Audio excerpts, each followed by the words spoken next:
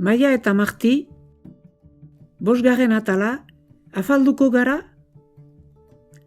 Bilagunek eguna lanean pasatu dute.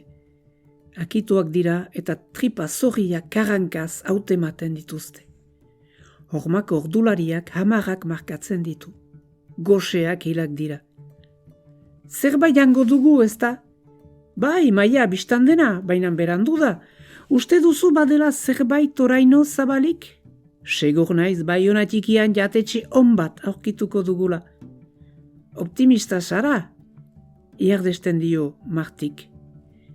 San espiritu zubia zeharkatzen dute. Itxasalderat egaldatzen diren txorien oihuak entzuten dituzte.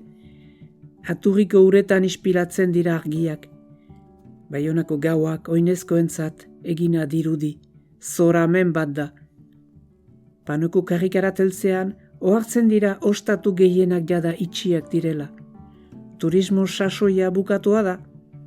Baina bada kolore biziekiko taberna bat, zarataz betea. Hementxe bertan, erabaki du Maiak. Kebab bat janen dugu. Gustu bitxiak dituzu lagun. Ez genuke hobe euskal kozinako plater bat eskatzea? Marti, uste dut ez dugula hauturik.